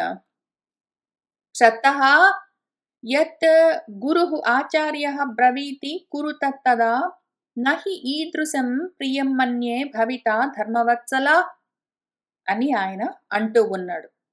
ఇంకప్పుడు తతః, ఆ విధంగా నువ్వు అనుమతిస్తే పిల్లలందరూ వాళ్ళు నేర్చుకున్న అస్త్ర విద్యల్ని ప్రదర్శిస్తారు అనగానే, మన మహారాజు ధృతరాష్ట్ర మహారాజు ప్రహృష్టేన అంతరాత్మన ఇంకా ఆయన అంతరంగము మనసు ఎంత హర్షంతో నిండిందో సంతోషంగా. ఎందుకంటే చదువయిపోయింది. ఇంక గ్రాడ్యుయేషన్ అనగానే ఎంత పేరెంట్స్‌కి ఉత్సాహం వస్తుంది. ఇంకా వాక్ ఉంది. ఇక్కడైతే యూఎస్‌లో వాక్ అని చెప్తారు. Graduation walk. ఇండియాలో గూడా అంతే గదా! గ్రాడ్యుయేషన్ సెరమనీస్ ఉంటాయి. పెద్దగా ఉత్సవంలాగా చేస్తారు స్నాతకోత్సవం. ఇంక అందుకని ఆయనకి ఎంత సంతోషం వచ్చిందో. ఆయన తతః అబ్రవీత్ ఆయనతో మన ద్రోణుల వారితో ఏమంటున్నారంటే, భారద్వాజ భరద్వాజుడి పుత్రుడా ద్విజసత్తమా ద్రోణా నీ చేత మహత్కర్మ కృతం ఎంత గొప్ప పని పూర్తయింది. ఎంత గొప్ప ఘనకార్యం చేశావు. ఇంతమంది బిడ్డలకి అందరికి రాకుమారులందరికీ నువ్వు అస్త్ర విద్యల్లో శిక్షణ ఇచ్చావు. ఆహా! ఎంత గొప్ప పని చేశావో. యదా ఎప్పుడు సరైన కాలమని నువ్వు మన్యసే అనుకుంటావో. ఎప్పుడు చేద్దామో చెప్పు. గ్రాడ్యుయేషన్ సెరమనీ, స్నాతకోత్సవం ఎప్పుడు చేద్దామో చెప్పు. యస్మిన్ దేశే ఎక్కడ చేద్దామో చెప్పు. యదా యదా ఎట్లా ఎట్లా చేయాలో చెప్పు. ఏమేం చేయాలి? ఎప్పుడు చేయాలి? ఎట్లా చేయాలి? ఎక్కడ చేయాలి? అన్నీ చెప్పు నువ్వే. తథా తథా ఆయా విధంగా ఎక్కడ చేయాలి? ఎప్పుడు చేయాలి? ఏ విధంగా చెయ్యాలి అని నన్ను స్వయంగా నువ్వే ఆజ్ఞాపయస్వ ఆజ్ఞాపించు. ఆ విధానాలన్నీ చెప్పు. ఎట్లా చేద్దామో చెప్పు. నన్ను ఆజ్ఞాపించు. ఇట్లా చేద్దామని చెప్పు. అట్లా చేద్దాము అని ఆయన చాలా పరమోత్సాహంతో ఉన్నాడు. అంటూ ఆయన ఏమన్నాడంటే, అయ్యో! ఇంత గొప్ప ఉత్సవము, ఇటువంటి పండుగ సమయము. అందరూ విద్యాభ్యాసం పూర్తి చేసి గ్రాడ్యుయేట్ అవుతూ ఉన్నారు. అందరూ 25 ఏళ్ల వయసు దాటి ఉన్నారు ఒక్కొక్కళ్ళు. ఇట్లా ఉన్నారు ఒక్కొక్కళ్ళు. మన యుధిష్ఠిరుడు పుట్టినరోజులన్నీ చూసుకుంటూ వచ్చాం మనం. ఆ తర్వాత భీముడయ్యాక అర్జునుడు ఫల్గుణ మాసంలో పౌర్ణమి నాడు ఉత్తరా నక్షత్రంలో జన్మించాడు. మనవాడు మన గురువుగారు కృష్ణుల వారు శ్రవణ నక్షత్రంతో శ్రావణ మాసంలో కృష్ణ పక్షంలో అష్టమి నాడు. ఇవన్నీ అయ్యాక వాళ్ళు ఆర్చరీ ఎగ్జిబిషన్ ఇదిగో ఇప్పుడే పెట్టుకుంటున్నారు వాళ్ళు. వాళ్ళు ఏం నేర్చుకున్నారో కృతాస్త్రులయ్యారు గదా! దాన్ని ఒక పౌర్ణమి నాడు ఆ విధానాన్ని నువ్వు ఎక్కడ చేద్దాం, ఎట్లా చేద్దాం అని చెప్పి అట్లా చేద్దాం అనుకుంటున్నారు గదా! అక్కడ. ఏమింత నా బిడ్డలందరూ ఇంత దూరం వచ్చారు. ఇంత చేసి కూడా చూడ్డానికి నాకు కళ్ళు లేకపాయెనే. అయ్యో! సచక్షుషం కళ్ళున్న మనుషులని, పురుషులని చూస్తే నాకెంత నిర్వేదం కలుగుతుందో. కళ్ళున్న వాళ్ళు హాయిగా ఇవన్నీ చూడగలరు. ఇప్పుడు నాకు కూడా కళ్ళుంటే బాగుండు గదా అని ఆశ కలుగుతూ ఉన్నది. స్పృహయామి. ఉంటే బాగుంటుంది గదా అని అనిపిస్తున్నది. ఇన్నాళ్ళు కళ్ళు లేకపోతే పోనీ అనుకున్నాను గానీ, ఇప్పుడు కళ్ళుంటే నేను గూడా చూసేవాడిని గదా! మే పుత్రక నా పిల్లల్ని ఈ మనుషులందరూ కళ్ళున్న వాళ్ళు సంతోషంగా ఎవరైతే నా బిడ్డలు అస్త్రహేతోహో పరాక్రాంతాన్ వాళ్ళ అస్త్ర విద్యల్ని ప్రదర్శించడం కోసం ఒకళ్ళతో ఒకళ్ళు పోటీపడి గెలుస్తూ ఉంటే అదంతా ద్రక్ష్యంతి గదా! వీళ్ళందరూ చూస్తారు గదా! నాకంత అవకాశం లేదే అని అనిపిస్తున్నది అని అనుకుంటున్నాడు పాపము. పక్కనే ఉన్న విదురుడితో క్షత్తః అని పిలిచి, ఓ క్షత్తా! విదురా! ఏదైతే గురువుగారు ఆచార్యుల వారు, ద్రోణాచార్యుల వారు బ్రవీతి చెప్తారో, ఆయన చెప్పింది చెప్పినట్టు తథా కురు అట్లానే చెయ్యి. ఈ తృశం ఇటువంటి దీన్ని మించిన ప్రియమైన విషయం ఇంక నాకేది నా భవిత మన్యే ఇంకొకటుండదు. ఇటువంటి ఇంకా ఆయన ఎట్లా చెప్తారో అట్లా చెయ్యి. ఇంక దీన్ని మించి నాకు సంతోషం కలిగేది ఇంకేమీ ఉండదు. ఓ ధర్మవత్సల విదురా! గురువుగారు చెప్పినట్టు ద్రోణాచార్యులు వారు చెప్పింది ఆయన అడుగుతున్నారో అవన్నీ ఏర్పాటు చేస్తావా? అని అడిగాడు. తతః రాజానం ఆమంత్ర్య విదురానుగతః బహిః భారద్వాజः మహాప్రాజ్ఞः మాపయామాస మేదినీం సమాం అవృక్షాం నిర్గుల్మాం ఉదక్ప్రవణ సంస్థితాం తస్యాం భూమౌ బలించక్రే తిథౌ నక్షత్ర పూజితే అవఘుష్టం పురే చాపి తదర్థం వదతాం వరా. తతః ఇంకప్పుడు మన భారద్వాజుడు ద్రోణాచార్యుల వారు ఆ మహాప్రాజ్ఞుడు రాజానం ఆ మంత్రి ఆ రాజుగారి దగ్గర సెలవు పుచ్చుకుని విదుర అనుగతః విదురుడు వెంట రాగా బహిః బయటికి వెళ్ళాడు. ఆయన ఎక్కడ ఈ మొత్తం ప్రదర్శనను ఏర్పాటు చేయాలనుకుంటున్నాడో, అక్కడ మేదిని ఒక భూమిని చూసుకున్నాడు. ఆ భూమి ప్రాంతం ఎట్లా ఉండాలి అంటే, ఊరికి దూరంగా ఉండాలి. ఎందుకంటే వీళ్ళు బాణాలతో, ఈటెలతో, బళ్ళాలతో, వాటితో వీటితో వాళ్ళ యుద్ధ నైపుణ్యమంతా చూపిస్తారు. పెద్ద పెద్ద హడావిడి, కోలాహలం అంతా ఉంటుంది. పైగా చాలా మంది చూడ్డానికొస్తారు. కాబట్టి ఎటువంటి ప్రదేశం అయితే అనుకూలంగా ఉంటుందో చూసాడాయన. ఆ ఊరికి బయట సమమైన భూమి ప్రాంతం ఉండాలి.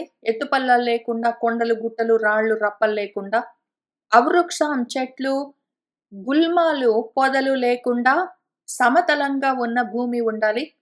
నీళ్ళు అవన్నీ అందరికి తగిన విధంగా అందేలాగా ఉండాలి. లేకపోతే మాటికి మంచినీళ్ళ కోసం, వాటి కోసం ఊళ్ళోకెళ్ళి రావడం అంటే కుదరదు కాబట్టి, మరి కొంత సమయం పడుతుంది. అందరూ వాళ్ళ అస్త్ర విద్యల్ని ప్రదర్శించడానికి కాబట్టి, నీళ్ళవన్నీ బాగా దొరికే ప్రదేశము, చెట్లవన్నీ లేకుండా, గుట్టలు, రాళ్ళు, రప్పలు లేకుండా, ఎత్తుపల్లాలు లేకుండా సమతలంగా ఉన్న ప్రదేశాన్ని చూసుకుని ఆయన మాపయామాస కొలత వేయించాడు. ఇంత కావాలి. ఇదిగో ఇంతవరకైతే మధ్యలో ఏరియా ఉంటుంది. ఇక్కడ వాళ్ళు ప్రదర్శనలన్నీ ఇస్తూ ఉంటారు. ఈ చుట్టుపక్కలంతా ఇదిగో రాజుగారులు వాళ్ళందరూ కూర్చోవడానికి, ఇదిగో ఇటు సైడ్ అంతా మనుషులు కూర్చోవడానికి, ఇదిగో ఇటు నుంచి వాళ్ళు వస్తూ ఉంటారు. ఇక్కడ అన్ని ఆయుధాలవన్నీ పెట్టుకోవడానికి వాటి కోసమని ఆ రకంగా ఆయన మొత్తం అంతా మాపయామాస కొలతలు వేయించాడు. ఇంకా తర్వాత చక్కటి నక్షత్రంలో పూజితే నక్షత్రే మంగళకరమైన నక్షత్రంలో చక్కటి తిథిలో భూమి పూజ చేశాడు. ఆ తర్వాత ఈలోగా ఇక్కడ ఈయన భూమి పూజ చేస్తూ ఉంటే అక్కడ అన్ని బెంచెస్ అవన్నీ కట్టాలి. ప్లాట్‌ఫార్మ్స్ అన్నీ తయారు చేయాలి. వీళ్ళు ఏ విద్యలన్నీ ప్రదర్శిస్తారో వాటికి కావాల్సిన విధంగా ఏదో టార్గెట్స్ అన్నీ తయారు చేయాలి. బాణాలు వేసి కొట్టాలంటే టార్గెట్స్ అన్నీ ఉండాలి. బల్లేలతో వాటితో ఉండాలి. గుర్రాలతో వాళ్ళేదైనా చేయదలుచుకుంటే దానికోసం హార్సెస్ రైడింగ్స్‌కి వాటికి, ఫెన్సింగ్స్‌కి, కత్తి యుద్ధాలకి అవన్నీ కావాలి. లాన్సెస్ వాడడానికి కావాలి. తర్వాత రథాలతో చేసే యుద్ధాలన్నీ ఎట్లా చేస్తారు? ఇవన్నీ చేయాలి కదా! ఇవన్నీ వాళ్ళు కడుతూ ఉన్నారు.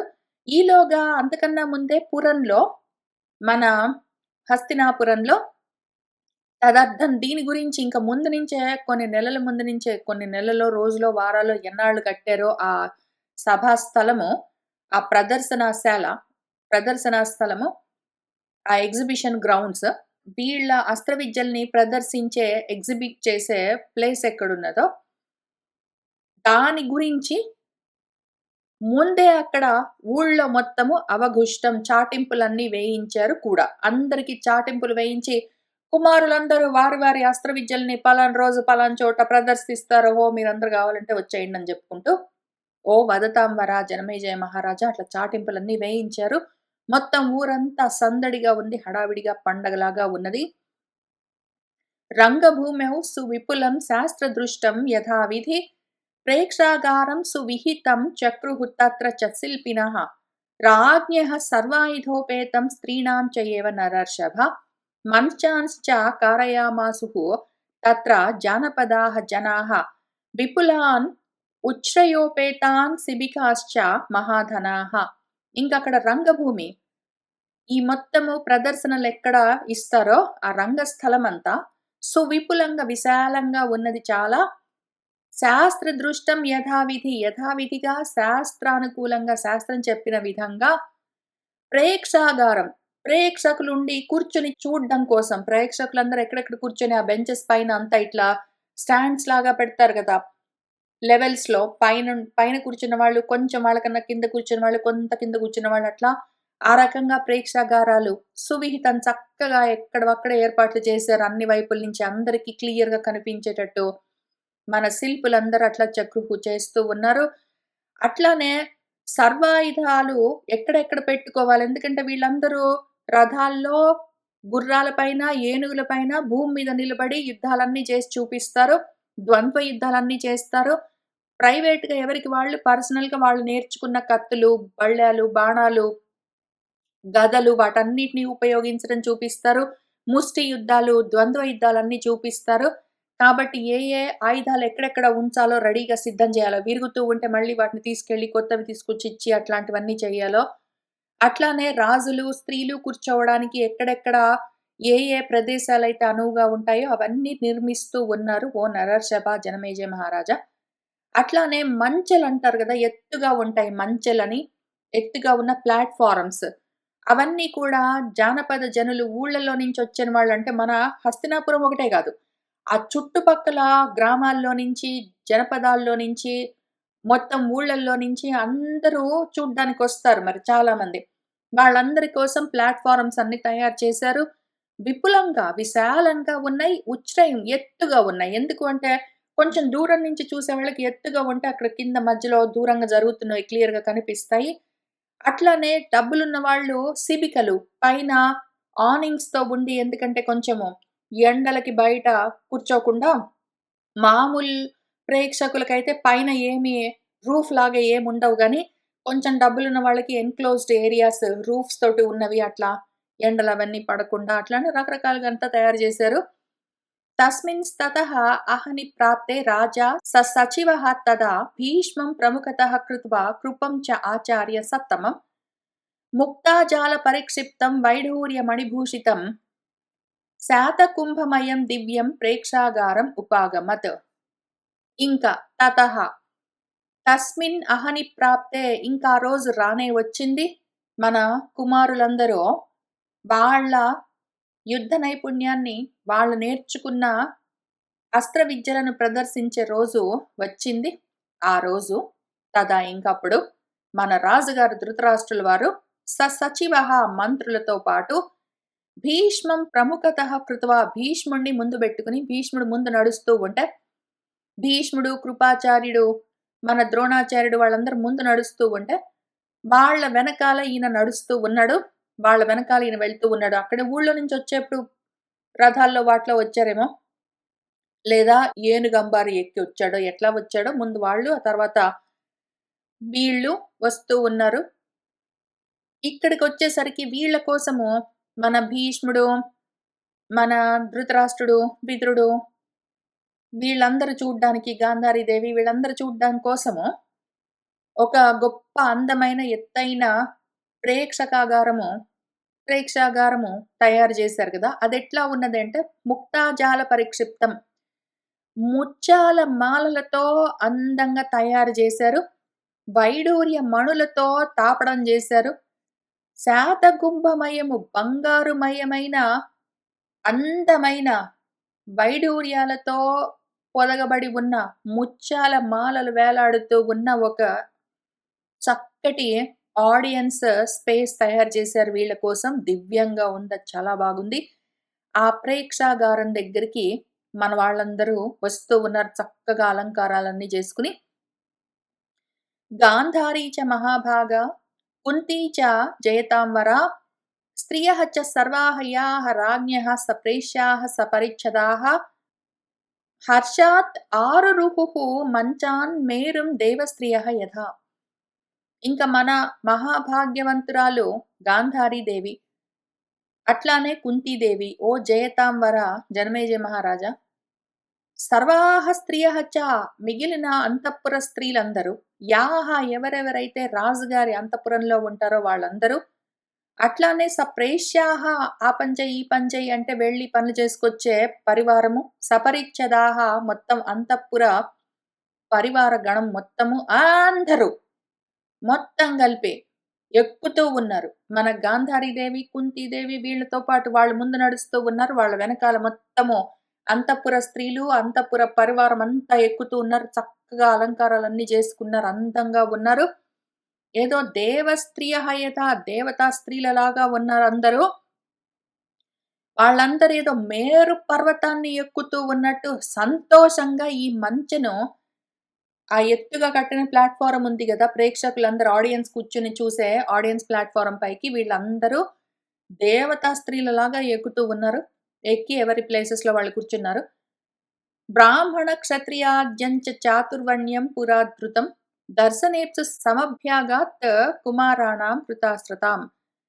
ఇంకా బ్రాహ్మలు, క్షత్రియులు అందరూ చాతుర్వర్ణ్యం వాళ్ళందరూ ఊళ్ళో నుంచి ధృతం ఇంక అందరూ వచ్చేసారు వేగంగా. ముందే వచ్చి కూర్చున్నారక్కడ.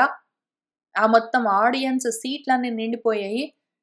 దర్శనేప్స్ వాళ్ళందరూ చూడాలన్న కోరికతో సమభ్యాగాతందరూ వచ్చేసారు. ఎక్కడెక్కడి నుంచో ఊళ్ళలో నుంచి హస్తినాపురంలో నుంచి అక్కడి నుంచి.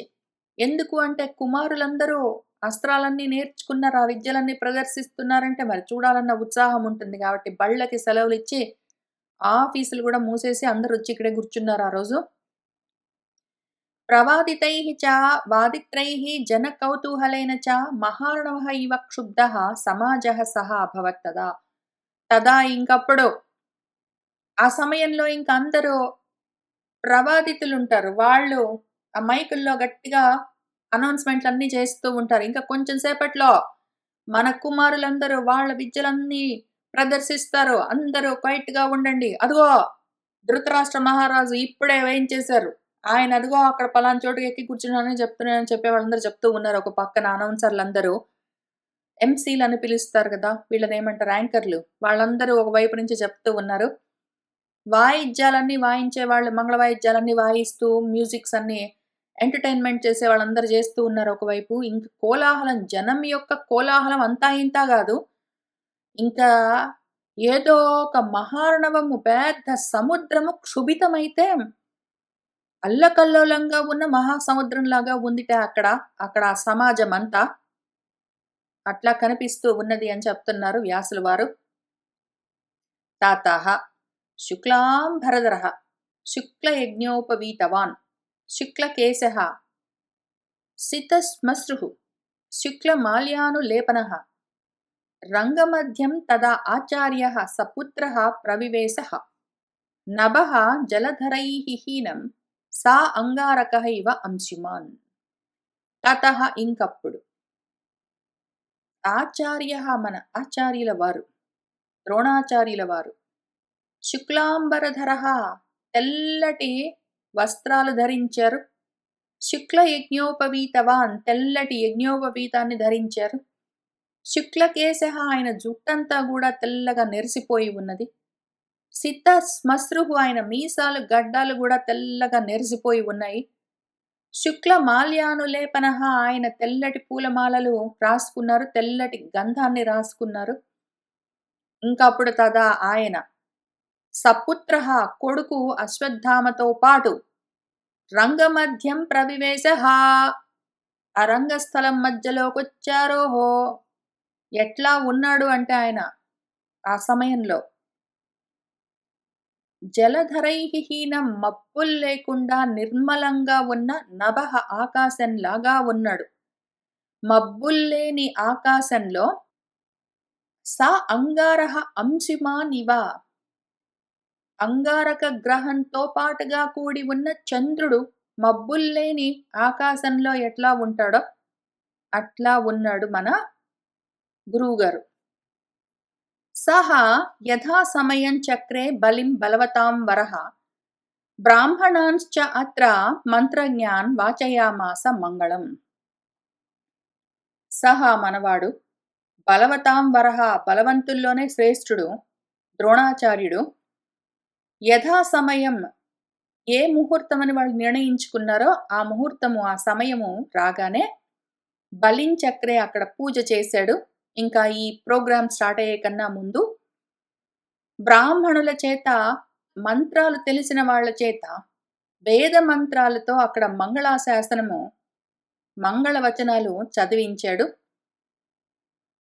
ఆ తర్వాత అథ పుణ్యాహఘోషస్య పుణ్యస్య తదనంతరం వివిశుః వివిధం గృహ్య శస్త్ర ఉపకరణం నరాహ. ఇంక మన నరులు రాకుమారులు తదనంతరం మన గురువుగారు పూజలన్నీ పూర్తి చెయ్యగానే ఆ పుణ్యకరమైన పుణ్యాహ వాచన ఘోషలన్నీ మంగళవచనాల శబ్దాలన్నీ వేద ఘోషలన్నీ పూర్తవ్వగానే వివిధం శస్త్రోపకరణం రకరకాల ఆయుధాలను పట్టుకున్నారు. గృహ్యా పుచ్చుకుని వివిశుహు అందరూ ఒక్కొక్కళ్ళు వస్తున్నారు. ఇంకిక్కడ పెద్ద పెట్టున అరుపులు, ఈలలు, కేకలు, గోలలు. తతః బద్ధతనుత్రాణాః బద్ధకక్ష్యాః మహాబలాః బద్ధతూణాః సధనుషః వివిశుః భరతర్షభాః. భరత శ్రేష్ఠులు మన వాళ్ళు రాకుమారులందరూ మహాబలవంతులందరూ తతః ఇంకప్పుడు బద్ధతనుత్రాణాః, తనుత్రాణము శరీరాన్ని కాపాడేది అని అర్థము. శరీరాన్ని, దేహాన్ని కాపాడేది కవచం. కవచాలన్నీ బద్ధము కట్టుకుని బద్ధ కక్ష్యాహ నడుముకి గట్టిగా మొలతాళ్ళన్నీ బిగించి, ఎందుకంటే ఆడుకుంటున్న సమయంలో దుమ్ములో వాటిలో వీటిలో ఆడుతూ ఉంటారింక. కాబట్టి పంచలన్నీ జారిపోకుండా గట్టిగా బిగించి కట్టుకుని బద్ధ తూణాహ, తూణీరాలన్నీ భుజానికి కట్టుకుని సధనుషః, ధనుస్సులతో పాటు మన వాళ్ళందరూ వివిశుః ప్రవేశిస్తూ ఉన్నారు. అనుజ్యేష్టంచ తే తత్ర యుధిష్ఠిర పురోగమాః చక్రుః అస్త్రం మహావీర్యాః కుమారాః పరమాద్భుతం. ముందు యుధిష్ఠిరుడు వస్తూ ఉన్నాడు. వీళ్ళందరికన్నా ఆయన పెద్దవాడు. యుధిష్ఠిరుడిని ముందు పెట్టుకుని ఆయన వెనకాల ఆయన్ని అనుసరిస్తూ, ఆ జ్యేష్ఠుణ్ణి పెద్దవాడిని అనుసరిస్తూ మిగిలిన వాళ్ళందరూ రాకుమారులు ఒక్కొక్కళ్ళు వస్తూ ఉన్నారు. ఆ కుమారులందరూ, ఆ మహావీరులందరూ పరమాద్భుతమైన వాళ్ళ అస్త్ర విద్యలను ప్రదర్శిస్తూ ఉన్నారు.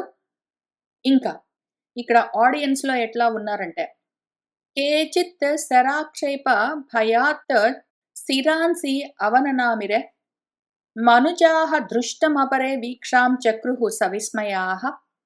కేచిత్ కొంతమంది అక్కడ బాణాలు టిప్కి టిప్కి అని వదులుతుంటే మాకెక్కడ తగులుతాయో అనే భయానికి శిరాంసి తలలన్నీ వంచుకుంటున్నారు. తల వంచుకుంటున్నారు, చేతులు అడ్డం పెట్టుకుంటున్నారు. అట్లా చూస్తున్నారు కొంతమంది. ఇంక కొంతమంది మనుషులు దృష్టం ఇంకా అపరే, వీళ్ళకి ధైర్యం ఎక్కువ. ఆ బాణాలు, ఈటలు, శూలాలు, త్రిశూలాలు మరేమి విసురుతున్నారు, ఏంటి చేసుకుంటున్నారో అక్కడ. తాకుతాయన్న భయానికి తలలొంచుకుని భయంగా చూస్తున్నారు కొంతమంది. ఈ ధైర్యం ఉన్న మనుషులు కొంతమంది ఉన్నారు. వీళ్ళేం చేస్తున్నారు, ఆశ్చర్యంతోటి అట్లనే చూస్తూ ఉన్నారు. వీక్షాం చక్రుః తే స్మ లక్ష్యాణి వివిదుః బాణైః నామాంక శోభితైః వివిధైః లాఘవోత్సృష్టైః ఉహ్యంతః వాజిభిః ధృతం. కింద నిలబడి బాణాలేయడం అవన్నీ అయ్యాన తర్వాత ఇంకా వాళ్ళు ఒక్కొక్కళ్ళు వివిధైః బాణైః, పైగా నామాంక శోభితైః, ఎవరి బాణాలపైన వాళ్ళు పేర్లు కూడా చెక్కించుకున్నారు. ఎవరెవరు ఏ ఏ బాణాలు తెచ్చుకున్నారో వాళ్ళ తూణీరాల్లో వెనకాల వీపులకు కట్టుకునే, ఇంకా ఎన్నున్నాయో వాళ్ళవి, ఆ ప్రదర్శనకి ఎన్ని తెచ్చుకున్నారో ఆ మొత్తం బాణాలపైన వాళ్ళ పేర్లన్నీ చెక్కించుకున్నారు. వాళ్ళ పేర్లతో ఉన్న బాణాలన్నిటిని తీస్తున్నారు. లక్ష్యాలని, ఏ ఏ టార్గెట్స్ ఉన్నాయో వాటిని లాఘవోపేతంగా, వేగంగా, లాఘవంతో వాజిభిః ధృతం ఉహ్యంతః, గుర్రాలెక్కి వేగంగా గుర్రాలు పరిగెడుతూ ఉంటే పరిగెడుతున్న గుర్రాల పైనుంచి వీళ్ళు అంత లాఘవంగా బాణాలను వేస్తూ ఉన్నారు. తత్కుమార బలం తత్ర గృహీత శర కార్ముకం గంధర్వ నగరాకారం ప్రేక్ష్యతే విస్మితాభవన్. అసలు అక్కడ తత్ర ఎట్లా ఉన్నది అంటే, తత్కుమార బలం, ఆ కుమారుల యొక్క, రాకుమారుల యొక్క బలం, అందరూ యవ్వనంలో ఉన్నారు, బలిష్టంగా ఉన్నారు, అందంగా తయారయ్యారు, రకరకాల ఆయుధాలన్నీ వాడుతూ ఉన్నారు. ఆహా, ఎంత అందంగా ఉన్నదంటే, గృహీత శర కార్ముకం, అందరూ ధనుస్సులు, బాణాలు పట్టుకున్నారు. నిలబడి కొంతమంది గుర్రాల పైనుంచి, కొంతమంది రకరకాలుగా అక్కడంతా ప్రదర్శనలు ఇస్తూ ఉంటే, గంధర్వ నగరాకారంగా ఉన్నది. గంధర్వ నగరమా ఏమి, వీళ్ళందరూ గంధర్వులా ఏమి అన్నంత అందంగా ఉన్నారు ఒక్కొక్కళ్ళు. అక్కడ మొత్తం దాన్ని చూసి ప్రజలందరూ విస్మయంతో ఉన్నారు. ఇంతకు ముందు ఇంతమంది రాకుమారులు ఇంత ప్రదర్శన ఇస్తూ ఉండగా ఒకటేసారి చూసి ఉండరు, చూసి ఆశ్చర్యపోతూ ఉన్నారు, ఆనందిస్తూ ఉన్నారు. సహసా చుక్రుషుః తత్ర నరాః శతసహస్రశః విస్మయోత్ఫుల్ల నయనాః సాధు సాధు ఇతి భారత. ఓ భారత జనమేజయ మహారాజా, ఇంకక్కడ నరాహ, మనుషులు శతసహస్రశ, వందల వేలు వచ్చేసారు. ఎక్కడెక్కడి నుంచో ఊళ్ళలో నుంచి అందరూ విస్మయోత్ఫుల్ల నయనాహ, విస్మయంతో, ఆశ్చర్యంతో, ఆనందంతో కళ్ళు పెద్ద పెద్దవి చేసుకొని చూస్తూ, ఇంకా మాటి మాటికి సాధు, సాధు బాగుంది, బాగుంది, బాగుంది అని చుక్రుశుహు గట్టిగా అరుస్తున్నారు. ఈలలు వేస్తూ ఉన్నారు. హడావిడి చేస్తున్నారు ప్రేక్షకులు మనవాళ్ళు. కృత్వా ధనుషితే మార్గాన్ రథచర్యాసు చ అసకృత్ గజపృష్ఠే అశ్వపృష్ఠే చ నియుద్ధే చ మహాబలాః. మన మహాబలవంతులందరూ మనవాళ్ళు రాకుమారులు. వాళ్ళందరూ ధనుషి కృత్వా ఆ ధనుస్సులు పట్టుకున్నారు. అసకృత్ మాటి మాటికి మార్గాన్ రథచర్యాసు రథాల్లో ఎక్కి, గజపృష్ఠే ఏనుగుల పైకెక్కి, అశ్వపృష్ఠే గుర్రాల పైకెక్కి, అట్లానే నియుద్ధే వాళ్ళు రకరకాల ద్వంద్వ యుద్ధాలు. గుర్రాల పైకెక్కిన వాళ్ళు గుర్రాల వాళ్ళతో, ఏనుగుల పైకెక్కిన వాళ్ళు ఏనుగుల పైకెక్కిన వాళ్ళతో, రథాల్లో ఉన్నవాళ్ళు రథాల్లో ఉన్నవాళ్ళు, కింద నిలబడ్డ వాళ్ళు కింద నిలబడ్డ వాళ్ళతో రకరకాలుగా ద్వంద్వ యుద్ధాలు, నియుద్ధాలన్నీ చేసుకుంటూ ఉన్నారు. గృహీత ఖడ్గ చర్మాణః తతః భూయః ప్రహారిణః సరుమార్గాన్ యదోద్దిష్టాంశ్చేరుః సర్వాసు భూమిషు. ఖడ్గాలింకా ఇవైపోయాయి. ధనుస్సులు, బాణాలయిపోయాయి. నెక్స్ట్ ఖడ్గాలు తీశారు మన వాళ్ళు. కత్తులు తీశారు. చర్మాలు, కత్తులు, డాలులు పట్టుకున్నారు. తతః గృహీతః పట్టుకుని, భూయః ఇంకా ప్రహారిణః మనవాళ్ళు మన ప్రదర్శన అస్త్ర విద్యల్ని ప్రదర్శిస్తూ ఉన్నవాళ్ళు సరుమార్గాన్ కత్తులతో చేసే యుద్ధాలు, ఖడ్గ యుద్ధాలు వాటిని చేస్తూ ఇంకా ఖడ్గ యుద్ధంలో కత్తి యుద్ధ నైపుణ్యాలన్నీ చూపిస్తూ ఉన్నారు. యథోద్దిష్టాన్ని ఎట్లా నేర్చుకున్నారో అట్లా రకరకాల జిప్ జిప్ జిప్ అని ఆ కత్తులన్నిటిని వాళ్ళు తిప్పుకుంటూ ఎంత అందంగా ఫెన్సింగ్ చేస్తూ యుద్ధాలు చేస్తూ చూపిస్తూ ఉన్నారో. సర్వాసు భూమిషు అంతా తిరుగుతూ ఉన్నారు వాళ్ళు. ఆ చుట్టుపక్కలంతా ఎక్కడ పడితే అక్కడ. ఎందుకంటే కొంత ప్లేసెస్‌లో ఎవరికి వాళ్ళు సొంతంగా కత్తి యుద్ధాలు చూపిస్తున్నారు. లేదా వేరే వాళ్ళతో యుద్ధాలు చేస్తూ ఉన్నారు. అట్లా చూపిస్తూ ఉన్నారు. ఎక్కడ చూడాలో అర్థం కావట్లేదు ఇక్కడ కూర్చున్న ప్రజలకు. అంటే రికార్డింగ్ చేసి తర్వాత పెడతారు టీవీలో. మళ్ళీ మనం ఎప్పుడు పడితే అప్పుడు చూసుకోవచ్చు అనడానికి కూడా లేదు. అక్కడ చూస్తే ఒకటేసారి చూడాలి. ఇంతమంది ఇంత అందంగా, అంత గొప్పగా ఒకటేసారి ప్రదర్శిస్తున్నారు. ఎటు చూడాలో తెలియకుండా ఉన్నారు మనవాళ్ళు. లాఘవం సౌష్ఠవం శోభాం స్థిరత్వం దృఢముష్ఠితాం దదృశుః తత్ర సర్వేషాం ప్రయోగే ఖడ్గ చర్మణాం. ఖడ్గాలు, చర్మాలు, కత్తులు, డాలులు పట్టుకుని మన వాళ్ళు ఇంకా వాటిని ప్రయోగిస్తూ అందరూ తత్ర అక్కడ వాళ్ళు ఎట్లా ఉన్నారు? లాఘవము, వాళ్ళ వేగము, వాళ్ళ చాతుర్యం చూపిస్తున్నారు. సౌష్ఠవము, బలంగా ఉన్నారు. వాళ్ళ శరీర అవయవాలు కూడా ఎంత అందంగా ఉన్నాయో. శోభాయమానంగా ఉన్నారు. స్థిరంగా ఉన్నారు. దృఢం ముష్టితో వాళ్ళ ఖడ్గం పట్టుకోవడం, వాళ్ళ పిడికిట్లో ఎంత గట్టిగా దృఢంగా పట్టుకున్నారో. కత్తులు జారిపోవడం, విరిగిపోవడం, ఇంకేంటో జరగడం కాదు. దృఢంగా కత్తులు పట్టుకున్నారు. అంత అందంగా దాన్ని ప్రదర్శిస్తున్నారు. ఇంకా మన వాళ్ళందరూ ఎంత ఉత్సాహంగా, పరమోత్సాహంగా చూస్తూ ఉన్నారు. అధత్తౌ నిత్య సంహృష్టౌ సుయోధన వృకోదరౌ అవతీర్ణౌ గదాహస్తౌ ఏక శృంగౌ ఇవ అచలౌ. ఇంకా ఖడ్గాలైపోయాక, కత్తుల యుద్ధాలైపోయాక మన వాళ్ళు దిగారింకా ఫైనల్‌గా. సుయోధన వృకోదరౌ, మన దుర్యోధనుడు, భీముడు దిగారు. నిత్య సంహృష్ట వాళ్ళింకా అసలు అంతులేని సంతోషంతో బయలుదేరారు వాళ్ళిద్దరూ. గదాహస్తౌ, ఇద్దరు చెరొక గద పుచ్చుకున్నారు. అచ్చలౌ శృంగౌ ఇవ, ఏదో పెద్ద పర్వత శృంగాల్లాగా ఉన్నారు. వాళ్ళేమో పర్వతాల్లాగా ఉంటే, వాళ్ళు పుచ్చుకున్న గద ఆ పర్వతం పైన ఉన్న ఒక్క కొండ శిఖరంలాగా ఉన్నది. ఆ రకంగా భుజం మీద పెట్టుకున్నారు ఇద్దరు గదలు. అవతీర్ణౌ, దిగారు మనవాళ్ళు. బద్ధకక్షౌ మహాబాహు పౌరుషే పర్యవస్థితౌ బృంహంతౌ వాసితాహేతోః సమదౌ ఇవ కుంజరౌ. బద్ధకక్షౌ, నడుములు బిగించారిద్దరు మన మహాబాహువులు. మహాపరాక్రమం కలిగిన వాళ్ళిద్దరు. మహాపౌరుషంతో ఉన్నారిద్దరు. ఆ రకంగా పర్యవస్థిత ఉన్నవాళ్ళు. బృంహంతౌ, బాగా బలిసి ఉన్న వాసితాహేతోః ఒక ఆడ ఏనుగు కోసము యుద్ధానికి దిగిన మదమెక్కి ఉన్న కుంజరాల్లాగా, ఏనుగుల్లాగా ఉన్నారు. ఒక ఆడ ఏనుగు కోసము దొమ్మికి దిగిన 2 మగ ఏనుగుల్లాగా, మదపుటేనుగుల్లాగా ఉన్నారు. ఏదో పర్వతాల్లాగా ఉన్నారిద్దరు. కొండ శిఖరాలతో కూడి ఉన్న పర్వతాల్లాగా.